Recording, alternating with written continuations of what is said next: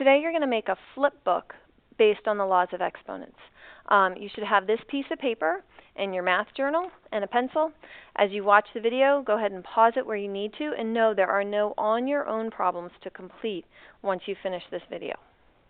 Okay, in this paper, these sections that I have highlighted, those are going to be on your own problems. So I'll do 1 or 2 examples with you, and then I'm going to have you pause the video and try this next example on your own, and then you can start the video again and watch and see if you did it correctly. So let's get started. The first thing we need to do is we need to create our flip book.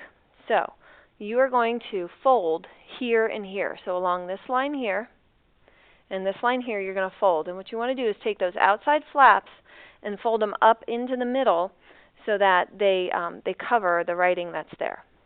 The next thing you're going to do is you're going to cut along all of these dotted lines. Oops, let me change that color here. You're going to cut along these dotted lines, but only cut up to the point where it's folded, because what we're trying to do is trying to create a flap that we can open and see our law of exponents and then also our examples. So pause the video when you're ready and you've got it folded and cut. We can move on.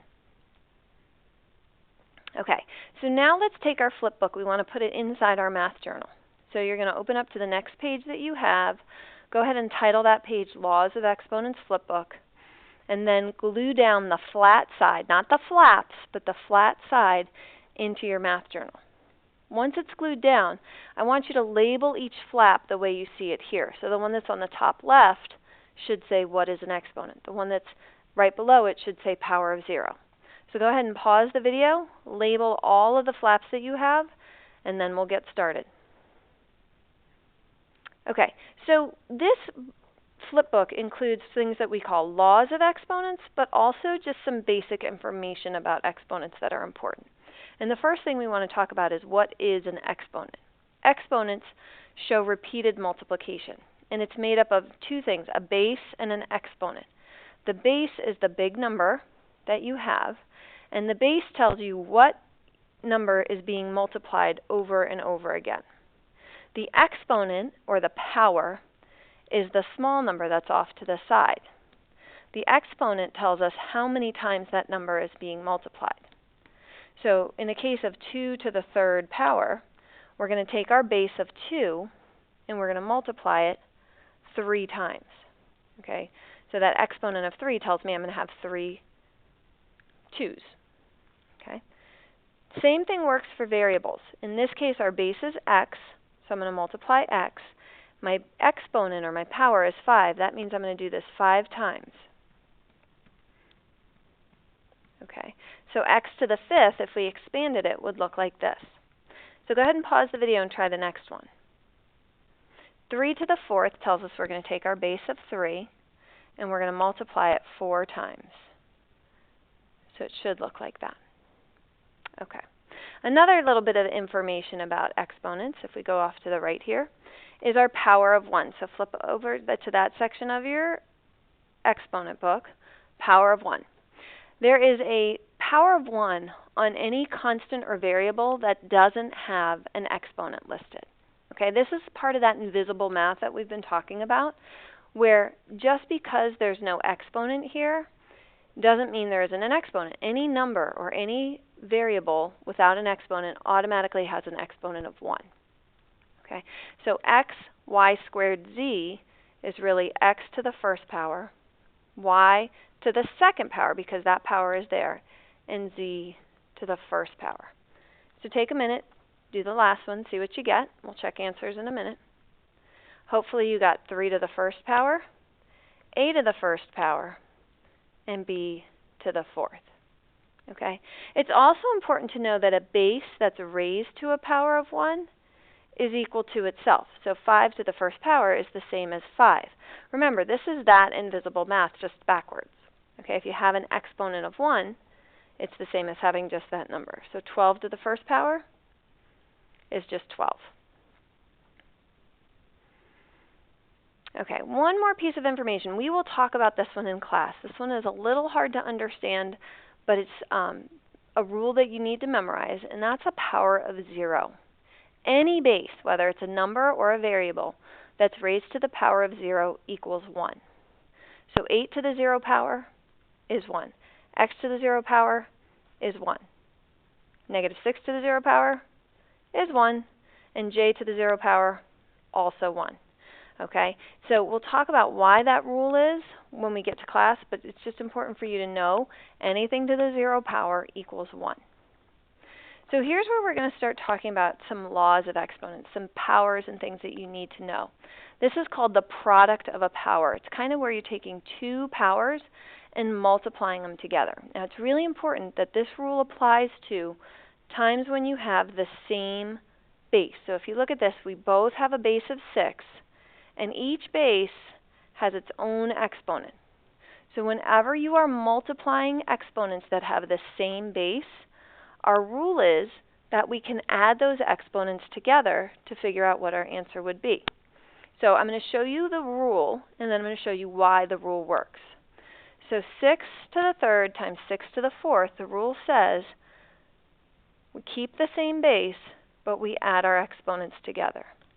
So 6 to the third times 6 to the fourth should equal 6 to the seventh. Now here's why. If I have 6 to the third and I expanded it out, this is what it would look like. Okay, and if I have 6 to the fourth, this is what it would look like. Okay, when all is said and done, I have 1, 2, 3, 4, 5, 6, 7.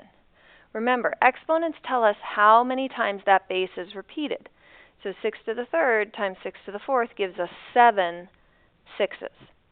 And it works for variables too. So take a look. X squared is x to the second power. X to the third would look like this, which would give us a total of 5 x's.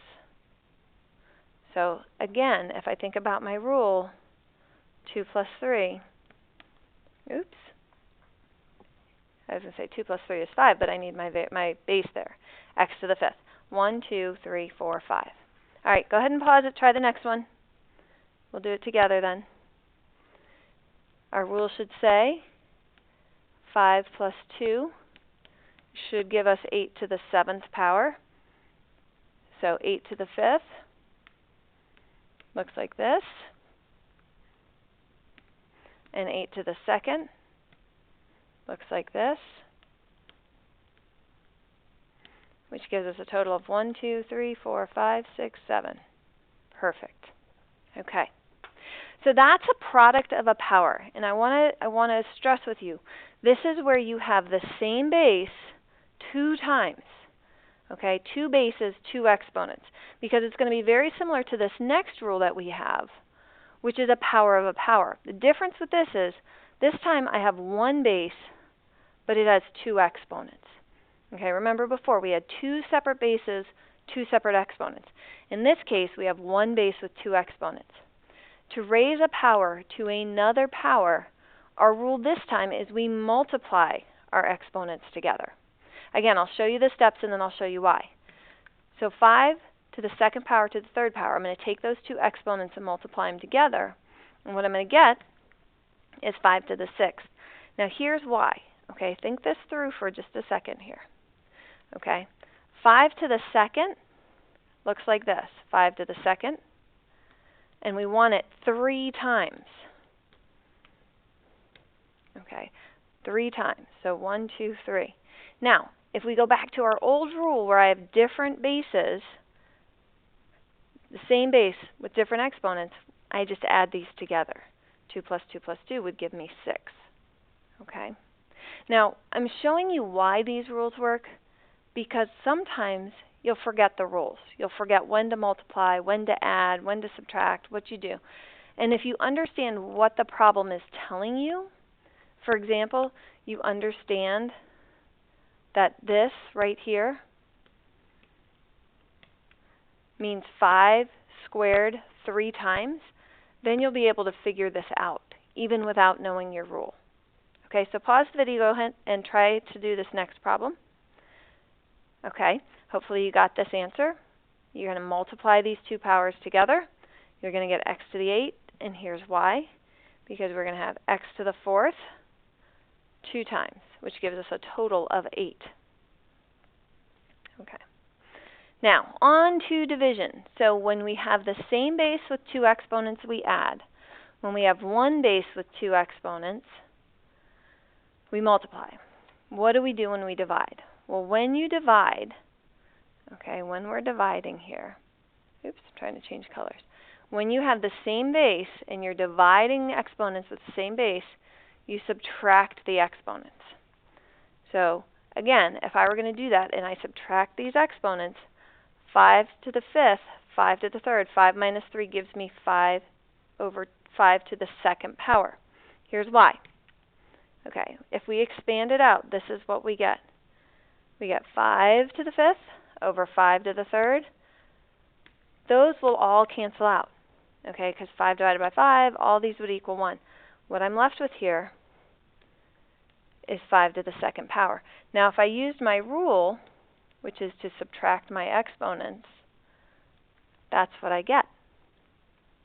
Okay? For this next one, x to the fourth over x. Remember, this is x to the first. It's got that invisible 1 here. So think about what we're going to do. These will cancel out. I'm left with x to the third. Again, if you just want to use the rule and subtract your exponents, you would get x to the third also. And remember, I'm telling you why they work so you can do them without remembering your rules. Pause the video, go ahead and try this next problem. Okay, hopefully you expanded it and you saw this, and then you're going to cancel out these 3. Oops, that canceling didn't work so well. Okay, I canceled one that didn't look like it should have been canceled, so let me go back and do that. So this and this, this and this, and this and this. So this is what I'm left with, 7 to the fifth. Again, if we use that shortcut, 7 to the eighth minus 3 would give me 7 to the fifth. All right, we're down to just 2 more rules. 2 more rules. Raising products to a power. Okay, when you raise an exponential expression to a power, it's just like using our distributive property, but the only thing you need to know is that this exponent distributes to everything inside. Okay, now in this first problem, we could use order of operations and do 15 to the second power, but I just want to show you this rule and show you that the answers are the same.